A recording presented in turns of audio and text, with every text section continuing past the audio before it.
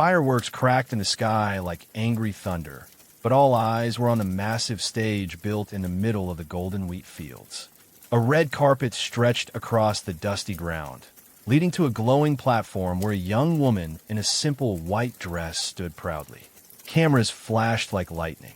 Billionaires, royals, and reporters surrounded her. They weren't laughing at her like they used to. Now they stared in awe. Behind her, a gigantic billboard lit up with bold letters, Wildflower Foods, now the world's #1 organic brand. And standing off to the side, looking stunned and speechless, was the same man who had once married her as a joke, a cruel trick to humiliate a poor farm girl. Billionaire Logan Creed. The twist was impossible, unbelievable. Just 1 year ago, he bought her family's dusty, broken farm just to destroy it. He married her to shame her in front of the world. But instead, she had turned his cruel joke into the most powerful revenge. She had transformed his failure into a billion-dollar brand. Now, the camera zoomed in as she stepped forward, her voice steady, strong. "This land was once dirt," she said. "Now it feeds the world. This is my land, my company, my story." She paused, eyes sparkling. And Logan, she turned toward him slowly. "You can keep your money. I've got something better." The crowd gasped. But before she could say another word, a voice yelled from the back of the stage. "Stop. You don't know what he's done." Everyone turned. And that's when the real storm began.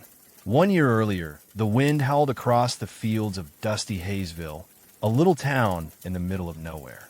Nothing much ever happened there. Just cows, corn, and church bells on Sundays. That's where Rosie Lynn lived. 17, barefoot most days, her jeans always dusty, her hair tied up in a messy braid. She was smart, sharp-tongued, and had dreams bigger than the sky. Her family owned the old maple farm. It was dry and cracked, barely surviving, but it had been in her family for 5 generations. Her mama always said, "If you plant hope in dry ground, something good will grow."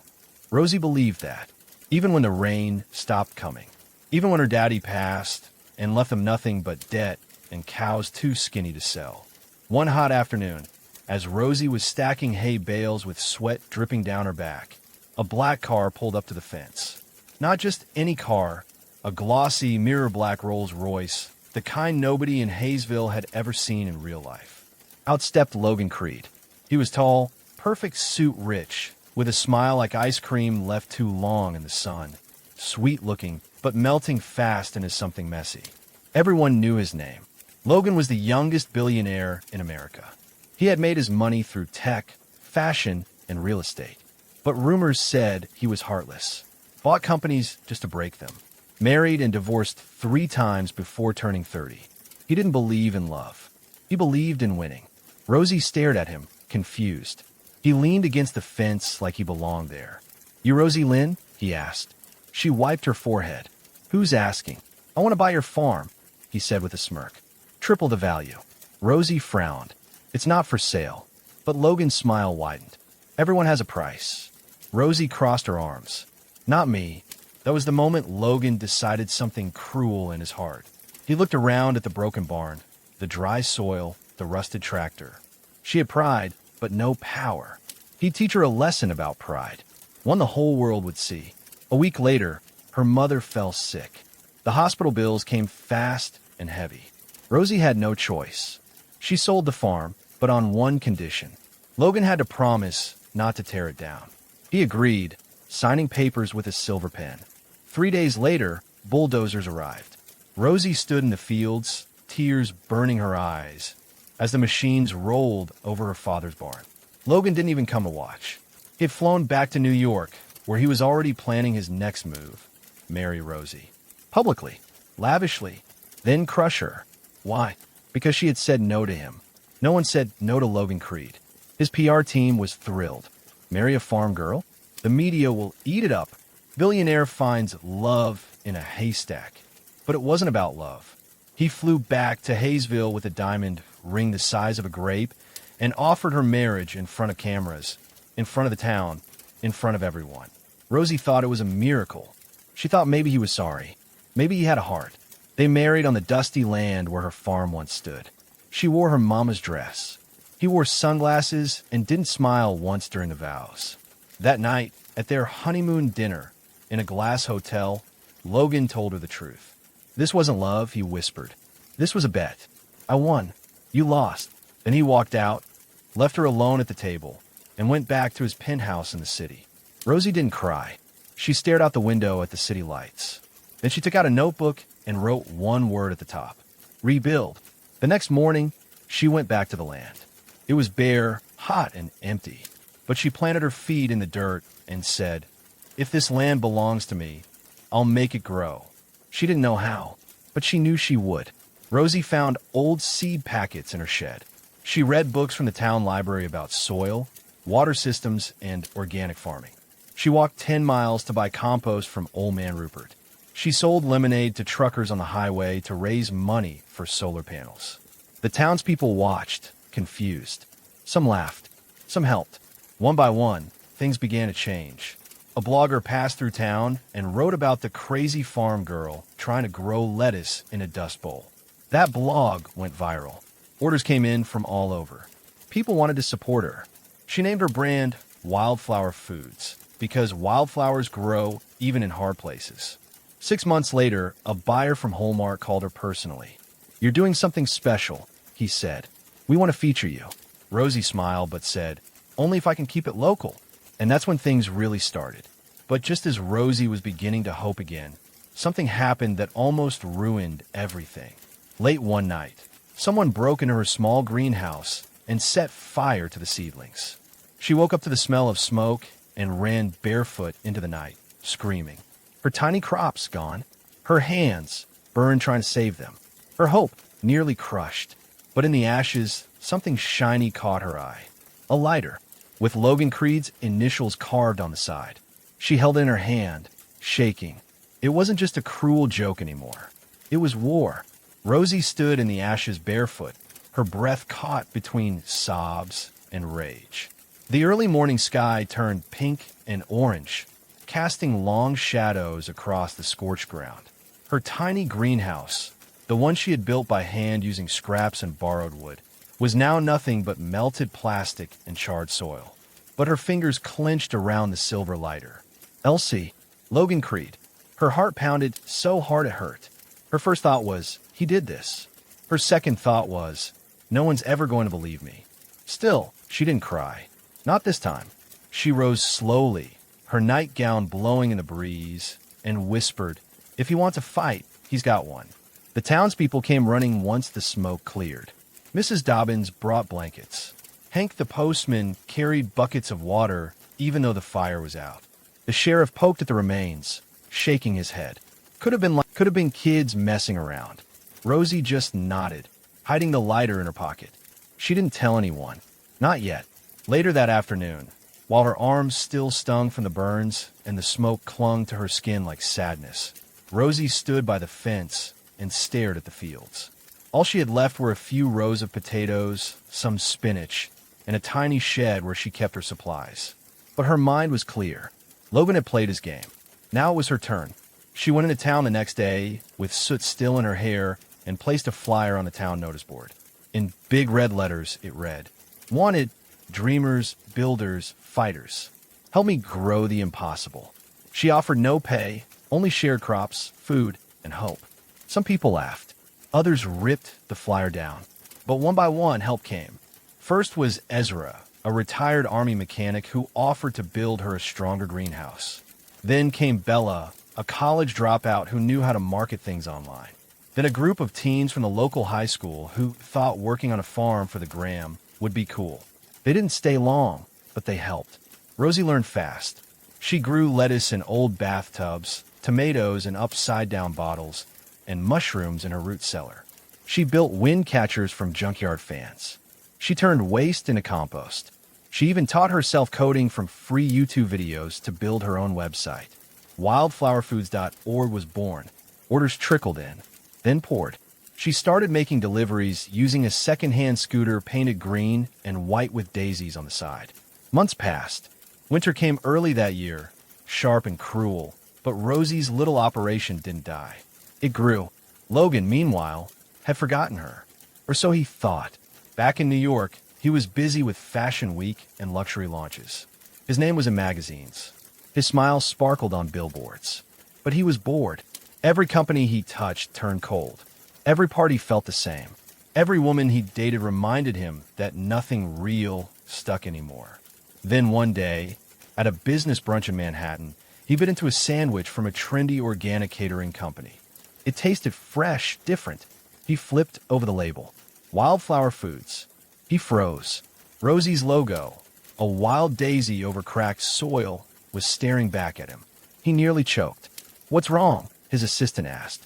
Logan stood up without a word and walked straight out of the building. Back in Hayesville, Rosie didn't know what was coming. She was too busy fulfilling her first international order. A store in Japan had heard about her brand through social media and wanted to sell her herbal teas. She packaged everything by hand with her team, stamping each box with a small card. Grown with love on land that refused to die. The world was noticing, and so was Logan. 2 weeks later, his private jet landed outside of town. He didn't call ahead, didn't ask, just drove down the familiar dirt road until he reached the edge of what used to be his land. What he saw stunned him. Colorful rows of vegetables stretched across the field. Solar panels gleamed. The windmill spun lazily in the wind. Dozens of people moved about the property, working, laughing, planting. Rosie stood in the center, giving directions. She looked different now. Her braid was tighter, her face tougher, and her eyes didn't sparkle. They burned. He stepped out of the car. Rosie turned slowly. "Well," she said, not smiling. "Look who crawled back."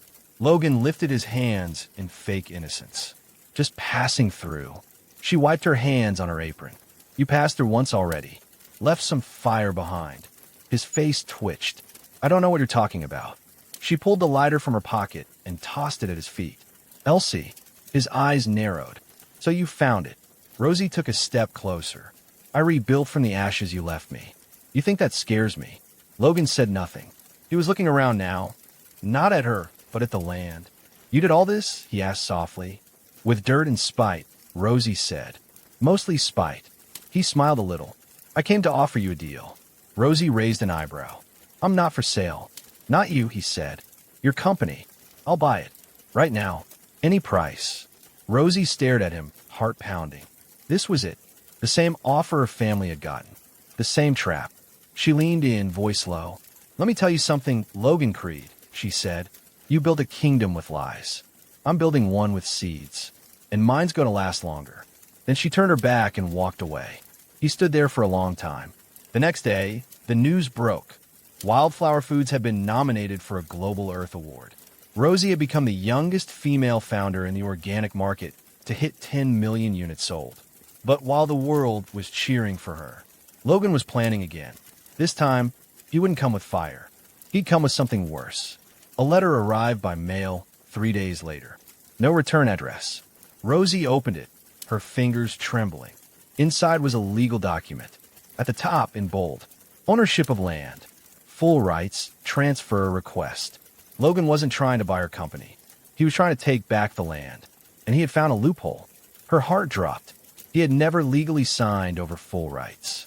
He had used a temporary lease. She hadn't seen the fine print. And now he wanted it all back. Her eyes blurred with panic. The deadline to respond was 7 days. If she didn't act, Wildflower Foods would be homeless. But before she could scream or cry, someone knocked on her door. She opened it and gasped. Standing there was a woman in a long red coat. Rosie's voice shook.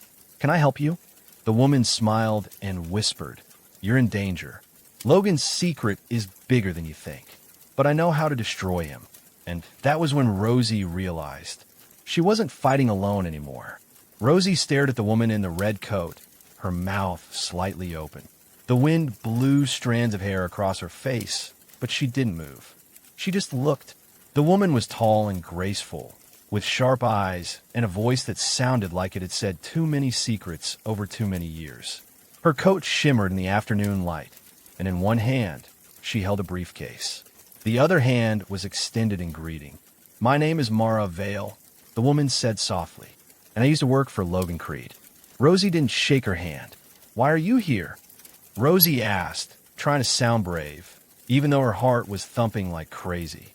"To warn you," Mara said, stepping inside uninvited. "And to help you fight back." Rosie shut the door and crossed her arms. "How do I know you're not working with him now?" Mara smiled sadly and opened the briefcase. Inside were papers, photos, and something that made Rosie's blood freeze. Blueprints. Not of the farm, of Rosie's own house. "How did you get this?" Rosie whispered. "Logan had this plan," Mara said. "A full sweep. Not just the company. The land, the name, your image, even your story. He wants it all. And he'll erase you completely when he takes it." Rosie felt the room spin. "He can't do that," she said. "The brand is mine." "Legally, you're right," Mara said. "But Logan doesn't always fight fair. He wins in the shadows. And if you don't stop him now, he'll do more than take your land. He'll convince the world it was never yours to begin with." Rosie sank into a chair, gripping the edge. "Why are you helping me?" Mara hesitated. "Because I was like you. Once. Bright, full of fire. He took that from me. But he won't take it from you." Rosie looked down at the letter again. The 7-day deadline stared up at her like a ticking bomb. "I need proof," she said. "Something that'll stop him cold." Mara reached in her coat pocket and pulled out a small USB stick. "This," she said, "has emails, voice recordings, contracts, evidence of what he did to other businesses and what he planned to do to you." Rosie's hand shook as she took it. "If this is real," "It is," Mara said, "but you can't just expose him. You need a plan." Rosie stood, fire back in her eyes. "Then let's make one." That night, Rosie didn't sleep.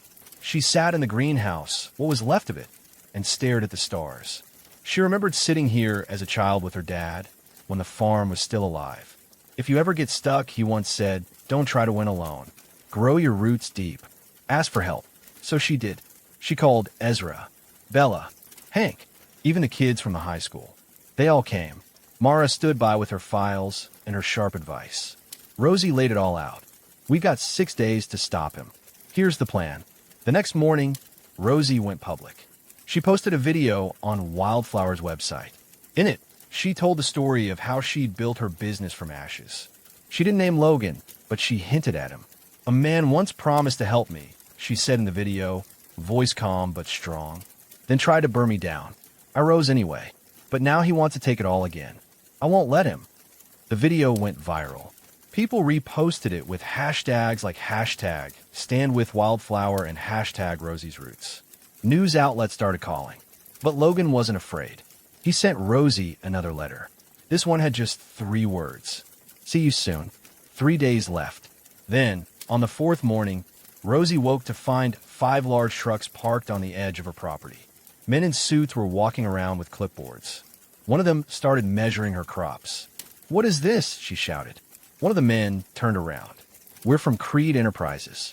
Zoning inspection. The land may not be compliant." Rosie's mouth dropped open. "This is sabotage." But the men ignored her. She called the sheriff. He came but shrugged. "Logan's got permits," he said quietly. "Not much I can do." Rosie felt panic start to rise again, but then she remembered Mara's files.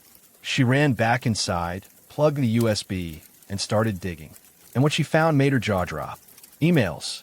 One of them said, "Make it look legal. Get them off her land. I want it empty by Friday." Rosie printed it out.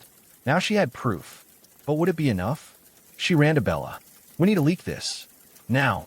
Bella got to work. Within an hour, the email was everywhere. Twitter, Reddit, Facebook, news sites. Even celebrities were talking about it. Logan's name was suddenly trending. But not for good reasons. And still, Rosie wasn't done. She took the email, the video, and Mara's documents to a lawyer in the next town over. A good one. "I want to countersue," she said. The lawyer looked through everything. Then he smiled. This could bury him. But just as Rosie started to hope again, the power went out. All over the farm. The lights shut off. The irrigation systems. The website. Everything. Rosie ran to the solar panel board. It had been smashed. She looked around wildly, and that's when she saw him. Logan, standing at the edge of her field in a dark coat, arms folded, face like stone. "What did you do?" she shouted, running toward him. He didn't move. "You're a fighter, Rosie," he said. I'll give you that. Get off my land, she screamed. He stepped closer. I gave you a chance to join me, he said. But you chose war. I chose myself, she shouted. He smiled cold, cruel. Then watch it all fall apart. He turned and walked away. And Rosie, shaking, looked back at her dark, silent farm. She had 3 days left. And now she had nothing. No power. No systems. No orders. Nothing but a USB, a broken greenhouse, and a heart full of fury. And that's when her phone buzzed. A new email from someone she didn't know. Subject line: You don't know the truth about Logan. Meet me tomorrow. Bring Mara. Rosie looked at the sky.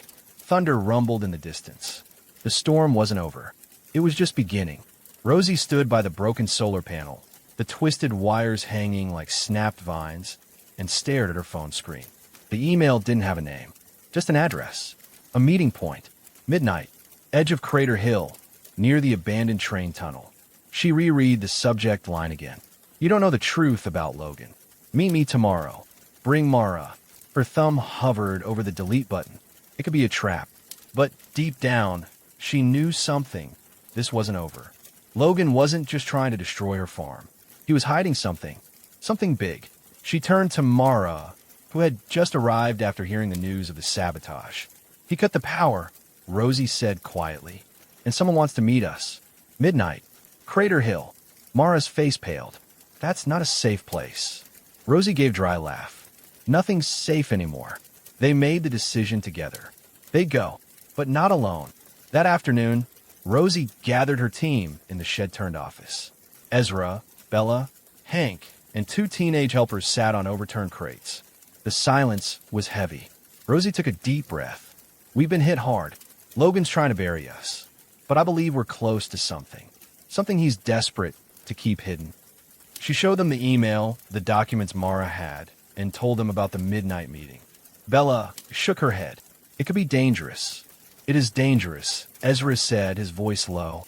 But if this leads to the truth, we have to know. Rosie nodded. I need someone to keep an eye on the farm while we go. I'll stay, Hank said, gripping his old hunting rifle.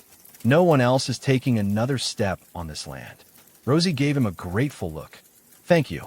Night fell like a blanket of black silk, and Rosie dressed in dark clothes. Mara did the same.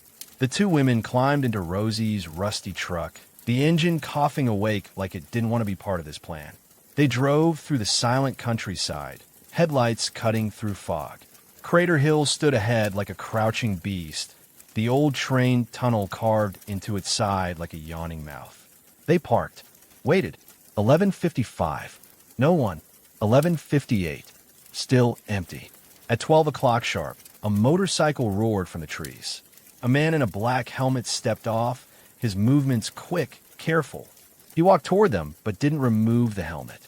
I don't have long, he said. His voice was muffled but firm. I used to work for Logan. I was in charge of his offshore accounts. He's been hiding more than anyone knows. Rosie stepped forward. Why are you helping us? Because he used me. Like he used Mara. Like he used you. The man pulled out a folder. This is a record of every company Logan bought, drained, and burned. Yours was supposed to be next. Only, you didn't fold. You flourished. Rosie opened the folder under the moonlight. Inside were copies of fake invoices, stolen patents, altered contracts, evidence of corporate theft. But what made her stomach twist? A signed contract from 2 years ago. It named Rosie Lynn as the face of a brand Logan had created before he ever met her. Wildflower Foods. But I started Wildflower, Rosie whispered. The man shook his head. He planted the brand idea through shell companies, waiting to use a poor farm girl as the face of it. You were supposed... Then when it took off, he'd claim ownership and erase you. Rosie felt cold crawl down her spine. He planned all of this, even before we met. Yes, the man said, but you turned it into something real. Too real. And now he wants it back, before people realize the whole thing started with him. Rosie was shaking with rage. Why are you giving this to me? Because I'm done being afraid. He turned back toward the motorcycle. Mara called out, wait. What's your name? The man paused. Call me Levi. Then he drove off into the night, disappearing into the dark like a shadow. Rosie held the folder tight, as if it might fly away. Her thoughts spun. Logan hadn't just tried to destroy her. He had created her in secret and planned to use her for profit. Now the truth was in her hands. By the time they got back to the farm, it was nearly dawn. The horizon glowed with soft pink, and Hank was asleep on the porch with his rifle across his lap. Rosie didn't wake him. She walked into the shed, spread the papers across the table, and made a decision. No more hiding. No more reacting. She was going to fight, louder, stronger, and in public. At noon, she called a press conference. It was small at first. Local news, a few curious townsfolk. But Rosie stood on a wooden crate with a microphone and spoke like thunder. Logan Creed didn't just try to steal my company, she said. He built it, secretly, to use me, to own me. But he made one mistake. He underestimated what would happen if I believed in myself. She held up the folder. These documents prove that Logan's business is a lie. A web of theft, fake companies, and silent threats. She paused, eyes blazing. But I'm not afraid anymore. Cameras clicked. Journalists leaned in. She wasn't just a farm girl now. She was a symbol.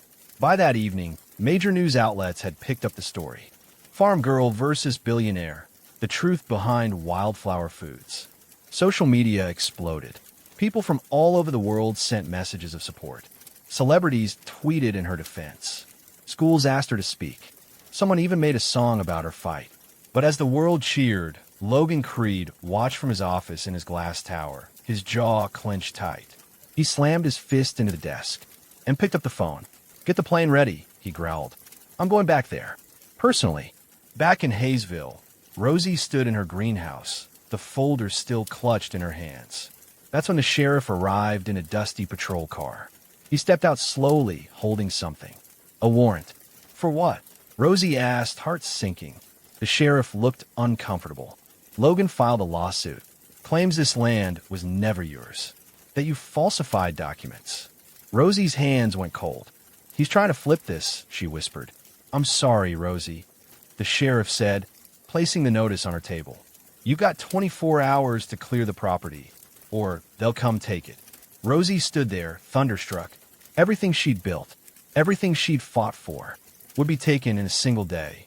Unless she did something no one expected. She turned slowly to Mara. "Call the media," Rosie said. "Tell them I'm getting married." Mara blinked. "What? Married? To who?" Rosie's lips curled into a strange smile. "To Logan Creed." The room fell silent. Ezra coughed. Bella nearly dropped her phone. Mara narrowed her eyes. "Rosie, have you lost your mind?" Rosie looked out the window at the wide, wild field. "No," she said. "I've finally found it." And the plan started forming in her mind. Wild, impossible, and just crazy enough to work. If Logan wanted to play games, then she'd beat him at his own. But this time on her terms. The next day, a new headline hit the world like a meteor. Rosie Lynn proposes marriage to Logan Creed, the billionaire who betrayed her. And as the media lost its mind, Logan smiled from his penthouse balcony. "Checkmate," he whispered. But he didn't know. Rosie had moved her queen. The news spread like wildfire. Rosie Lynn proposes to Logan Creed, but why? Farm queen offers peace treaty or trap. Billionaire's ex-wife makes a shocking offer. Everyone was talking about it. Morning shows, podcasts, YouTube reaction channels. Some called it genius. Others called it desperate. But one thing was clear. Rosie Lynn had flipped the game. Back in Hayesville, reporters surrounded the fence of her farm, shouting questions. Drones buzzed in the air. Paparazzi camped in parked cars. Rosie ignored them all. She had a wedding to plan. Except, it wasn't going to be a real wedding. It was going to be the greatest trap the business world had ever seen. Inside the greenhouse, Rosie gathered her crew, Ezra, Bella, Mara, and Hank. "Everyone thinks I'm marrying him again for love," she said, eyes sharp. "But this is about power. He wants ownership of the land, the company, me. So I'm going to let him think he's won." Bella frowned. "And then what?"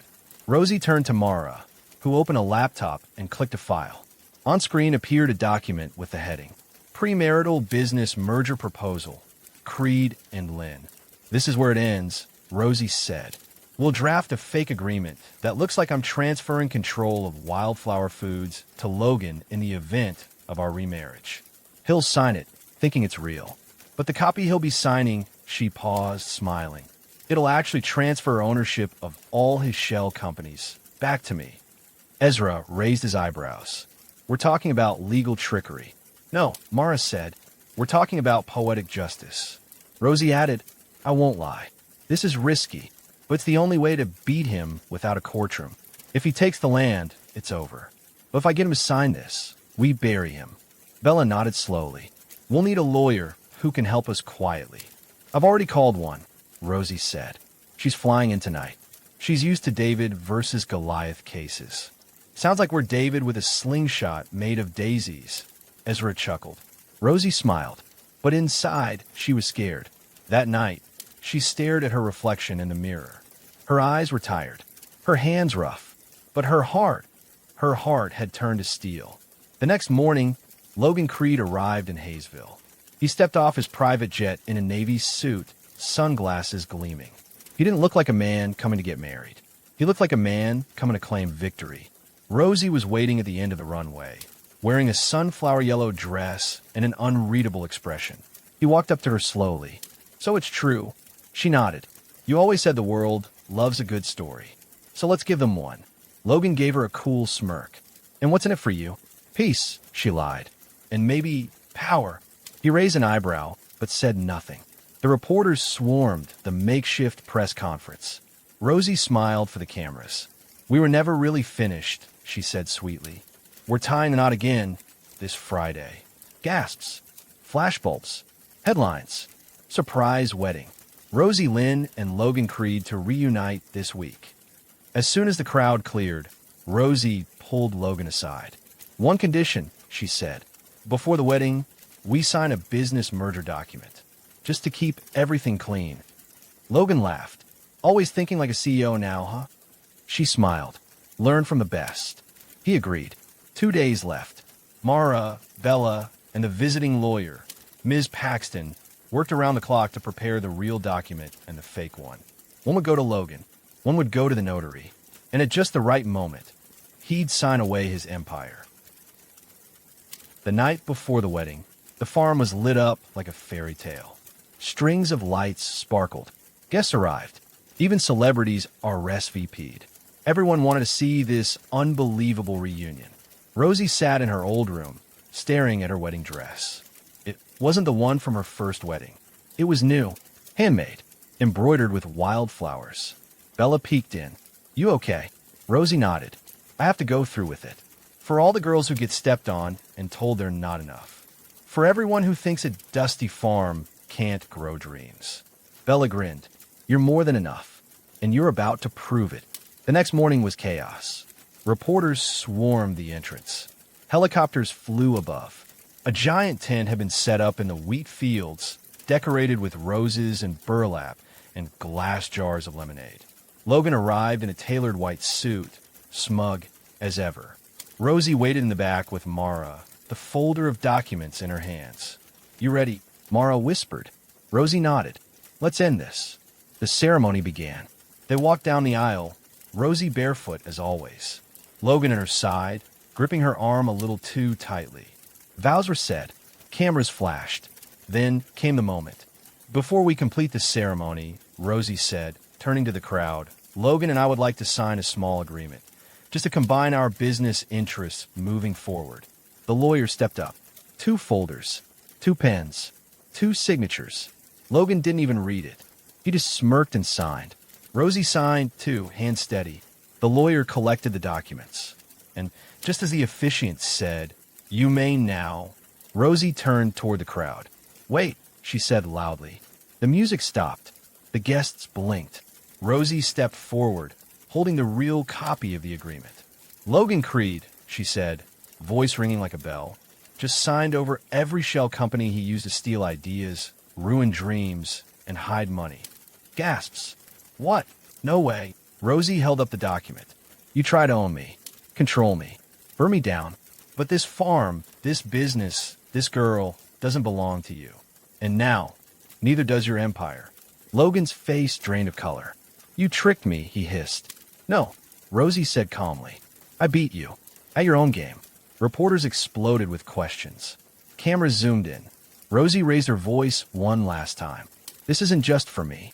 This is for every small dreamer who ever got stepped on by a giant. And then, Logan lunged at the table. He grabbed the contract. But before he could tear it, a drone swooped in, camera light blinking red. Smile for the live stream, Bella called from the control booth. The footage was already online, already shared, already everywhere. Logan froze, defeated.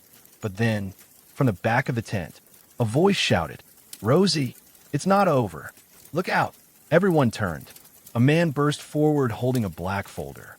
And what he said next could ruin everything. The man stormed toward the front of the tent, shoving past shocked guests and news anchors holding live mics. Security tried to stop him, but Rosie, heart racing, raised a hand. Let him through, she shouted. The man, breathing hard, stopped just a few feet from the stage. He was thin, with deep lines on his face and a trembling in his hands. His voice was urgent, shaking. My name is Gerald Miles. I'm a former financial auditor for Creed Enterprises, he said, raising the black folder. And I have proof that Logan didn't just target Rosie. He's been laundering money through Wildflower Foods for months. Rosie's breath caught. No, she said, her voice tight. That's impossible. I run Wildflower. I watch every expense. Gerald nodded grimly. Not your Wildflower, but the shadow company Logan created before your version took off. The one registered under the same name in the Cayman Islands.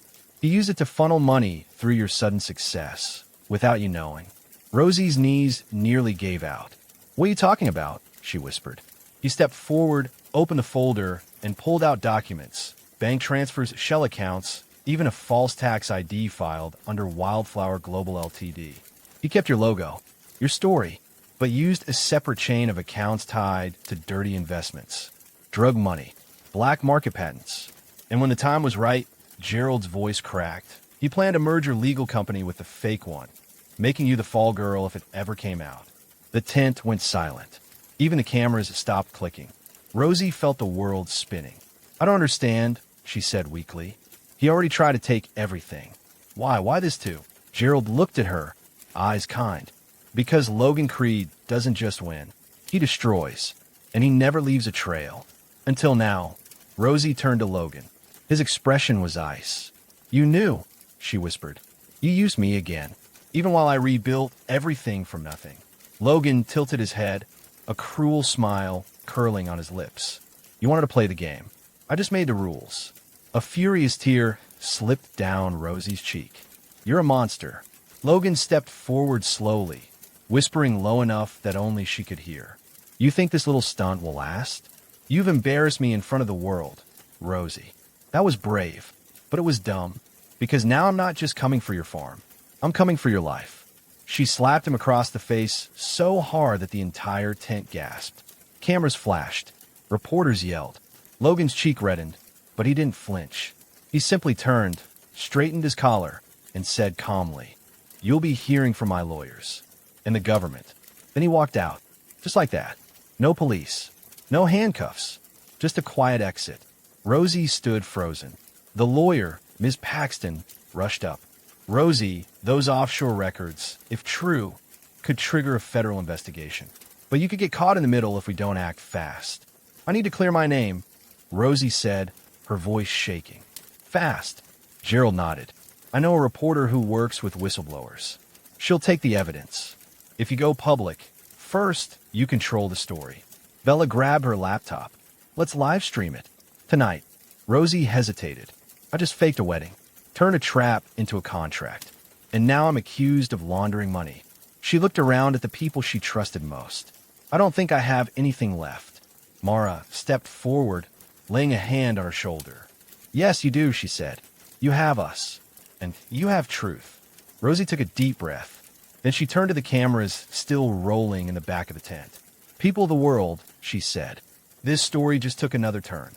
Within hours, the stream exploded. Rosie showed Gerald's folder on camera. She explained the offshore accounts, the fake shell company, and Logan's plan. She even showed how she had been unknowingly tied to it, but had caught in time. The public response? Shock, fury, support. Hashtag Logan lied trended worldwide. By morning, the SEC had launched an official investigation into Creed Enterprises. His assets were frozen, his travel restricted. But it wasn't over. The next afternoon, Rosie got a call from the bank. Miss Lynn, the manager said, we've had some suspicious withdrawals under your name. Tens of thousands. We believe your account has been compromised. Rosie's voice dropped to a whisper. My account? Yes. And it appears someone's been trying to access your company's data warehouse. Remotely.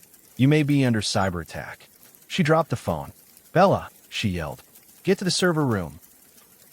Bella sprinted across the yard, Ezra right behind her. They burst into the small tech shed where Wildflower's database was kept. Servers stacked on shelves, humming like bees. The main terminal screen was blinking. Data extraction, 73% complete. Bella gasped. Someone's stealing our customer info. Order records. Financials. Everything. Ezra yanked the Ethernet cable. The screen froze. Damage. Rosie asked, breathless, as she ran in behind them. Bella's fingers flew across the keys. Almost everything up to this week's orders was copied, she said grimly. He's going to try to discredit you. Claim you've mishandled customer privacy. If this leaks, Wildflower's reputation could implode. Rosie clenched her fists. I'll beat him, she whispered. I have to. That night, she gathered her team again. No more playing defense, she said. It's time we finish this. They created 3 plans. Plan A, a live data audit with a cybersecurity expert showing transparency. Plan B, partnering with trusted news sources to leak the full story, keeping ahead of Logan's lies. Plan C, Rosie would travel to Washington, D.C. and hand-deliver evidence to federal investigators. They set things in motion, but just as hope began to flicker again, Rosie got another letter. This time, it was slipped under her door. No return address. Just a single sentence. You won't live to see Wildflower bloom. Her hands trembled as she read it. The lights in the hallway flickered. Outside, thunder rumbled like distant drums. And a dark figure stood beyond the gate, watching, waiting. The letter slipped from Rosie's hands, landing on the floor like a dead leaf. You won't live to see Wildflower bloom. Her mouth went dry. Outside the window, the figure by the gate didn't move. He just stood there, a tall silhouette against the storm-lit sky, his coat flapping in the wind like torn flags. The rain had started to fall, light at first, then harder. Thunder cracked like bones, breaking overhead. Rosie stepped back from the window, heart pounding like war drums. Ezra came rushing into the hallway, shotgun in hand. I saw him too, he said. Tried to call out. He disappeared behind the silo. Check the cameras, Rosie said quickly. Now! Bella and Mara met them in the office. Bella tapped furiously on her keyboard, pulling up the surveillance feed from the gate and surrounding fields. For a moment, the screen just showed grainy footage of wind and rain. Then, there! Mara pointed. On one camera, the figure appeared, face hidden beneath a hoodie, moving like a shadow between trees. He wasn't just watching. He was scanning the perimeter. He's looking for a way in, Rosie breathed. He's not just trying to scare us. The power flickered, then went out. The office went dark. Everyone froze. A soft, eerie beep echoed from the server room. Emergency backup lights blinked on in red. Bella whispered, he's trying again. Another breach. No, Ezra said, stepping toward the door. This time he's here. They armed themselves. Ezra with a shotgun, Bella with pepper spray, Mara with a fire poker she grabbed from the porch. Rosie, her breath fast and shallow, picked up a thick wrench from the toolbox and gripped it like a sword. Outside, wind howled across the fields. The lights from the backup generator cast a dull red glow, making the whole farm look like something out of a nightmare. They moved together, room by room, checking every door, every window. In the barn, the cows stirred nervously. The pigs squealed, but no sign of the intruder. Then Mara screamed.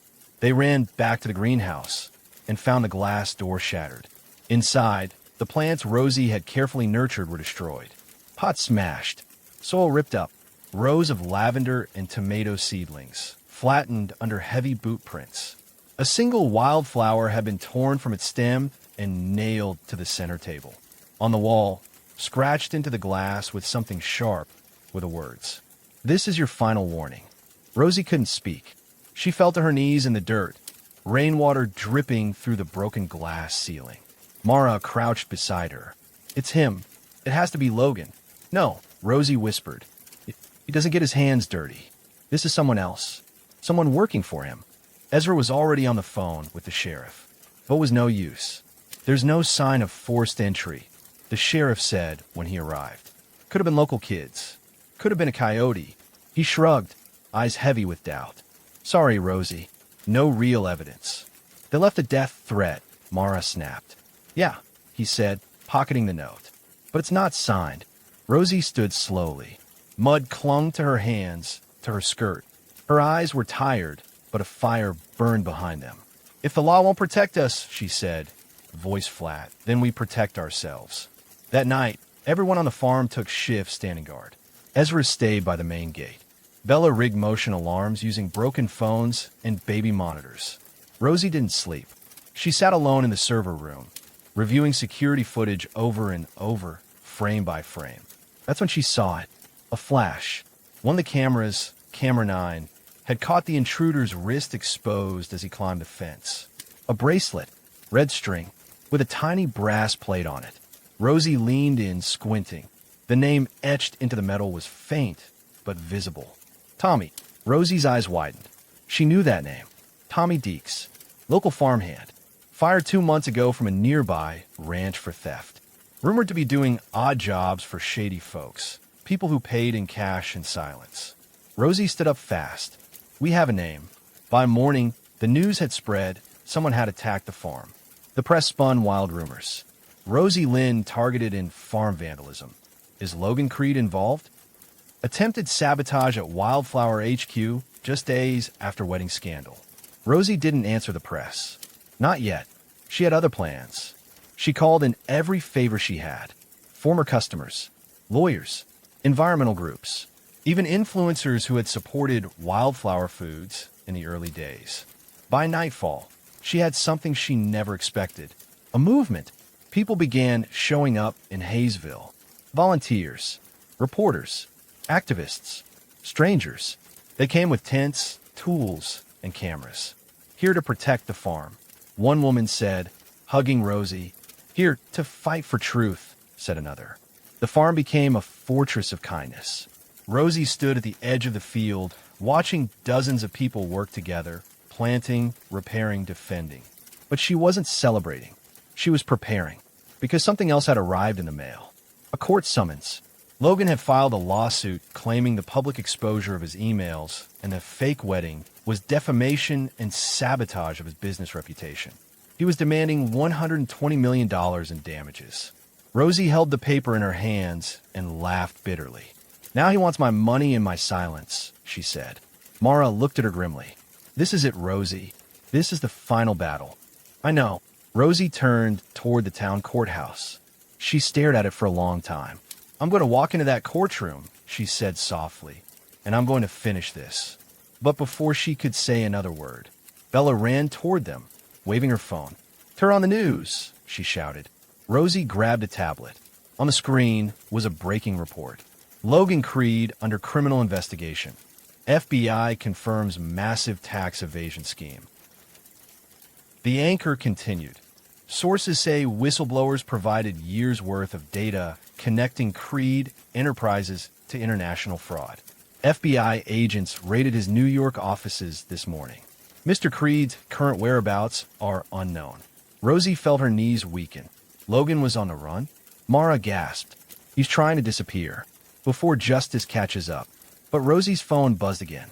A message. No number. Just a voice memo. She played it. It was Logan's voice. Breathless. Low. I told you, Rosie. I never lose. You may think this is the end, but you've only uncovered part of the truth. You don't know what's buried beneath your farm, but you will. Soon. The message ended. Rosie's blood ran cold. Buried? She whispered. What's he talking about? Then Hank shouted from the east field. Rosie, You need to see this." They all ran. Hank pointed at a spot where the rain had washed away a layer of soil near the old creek bed. Rosie dropped to her knees, brushing away the dirt. What she saw made her heart stop. Metal. Rusted. Deep. Buried long ago. She pulled harder, revealing what looked like a hatch or a door, with bold letters etched across it. U.S. government property. Sealed 1982. Mara backed away. That's not part of any farm records." Ezra stepped forward. "What the hell is under your land, Rosie?" Rosie stood, muddy and shaking. "I don't know," she said, "but I'm going to find out." And with that, she placed her hand on the old hatch and began to open it. The rusty hatch groaned like a wounded animal as Rosie tugged it open. Dirt and dust swirled into the air, and everyone around her backed away, watching with wide, fearful eyes. A cold wind rushed upward from the dark hole beneath her feet. A ladder descended into blackness. Rosie took a breath, grabbed a flashlight from Hank's tool belt, and started climbing down. Mara, Ezra, and Bella followed without a word. What they found beneath the earth would answer everything. It wasn't a root cellar. It was a bunker. Steel walls, government seals, flickering emergency lights that somehow still worked. Rows of file cabinets, rusted equipment, computers from another era. At the far end of the room, a locked chamber door stood half open. Rosie pushed through. Inside, dozens of sealed crates sat under tarps marked with government warnings. But it was what sat on the table in the center that stopped her breath cold. A folder labeled Project Meadowfall, Top Secret, 1982. She opened it slowly. Her hands trembled. Inside were schematics, maps, notes, and a letter addressed to the Department of Agriculture. Mara read aloud. Experimental site approved for genetically advanced, climate-resistant crop research. Project terminated due to instability in plant growth and unknown soil mutations. Site buried under government order. Area deemed too dangerous for further study. Do not reopen. Bella gasped. They were growing experimental crops here? Ezra whistled. No wonder the soil here was so strange. That's why Rosie could grow things when no one else could. This land's been changed. Rosie felt her knees buckle. My whole life, she whispered. I thought it was my father's care, my mother's hope, my hard work. But this land, it had secrets. Mara stepped beside her. Maybe, but you made something good from it. Something real. That's what matters. Bella added, this is what Logan was hiding. He must have found out. That's why he bought the farm. He knew there was something valuable here. Ezra shook his head. Not just valuable. Dangerous. If someone wanted to weaponize this technology. Rosie straightened. He tried to weaponize me. My story. My name. But the truth ends now. They collected the evidence, photographed everything, and reported the find to federal authorities. Within 24 hours, agents from Washington descended on Hayesville. They sealed the bunker, took the documents, and confirmed what Rosie already knew. Logan Creed had discovered Project Meadowfall 3 years earlier and planned to sell its secrets to foreign investors under the disguise of agricultural tech. But the real twist? Rosie's version of Wildflower Foods never used those seeds. She had unknowingly rejected the modified soil and started anew, planting heirloom seeds and fresh compost she made herself. Her crops didn't grow because of the experiment. They grew because of her. Rosie stood before the press, this time with no tears, no secrets. I've learned the land has a past, but that doesn't define me. I built Wildflower with love, with truth, with people who believed. And though we uncovered a dark chapter, we choose to move forward in light. The applause was thunderous. The federal investigation cleared Rosie of all wrongdoing. Logan, caught in international fraud, cybercrimes, and theft, was found hiding in a resort in Montenegro. He was arrested, extradited, and tried in federal court. He lost everything, even his name. Back in Hayesville, Wildflower Foods not only survived the chaos, it thrived. With support from across the world, Rosie expanded operations. She opened satellite farms in underprivileged areas, teaching kids how to grow organic food. Bella became head of global marketing. Ezra ran operations. Mara wrote a best-selling memoir about her time working with Rosie, titled Seeds of a Fighter. And Rosie? She never remarried. She didn't need to. Instead, she turned the farmhouse into a retreat center, offering internships to girls from broken places with big dreams. One evening, she walked barefoot through her field, the wind playing gently with her hair. The sun dipped low, turning everything golden. She stopped by the greenhouse, now fully rebuilt, and smiled at the rows of basil, mint, and wildflowers swaying in peace. Hank approached, holding a letter. "Another one for you," he said. She opened it. Inside was a hand-drawn picture from a little girl in Chicago. It read, "Thank you for teaching me I can grow something beautiful." Rosie's eyes welled with happy tears. The girl from the dusty farm. The fake bride. The survivor of sabotage. The breaker of billionaires. She had become the builder of dreams. And as the wind danced through the fields, whispering secrets to the wildflowers, Rosie whispered back, "I won.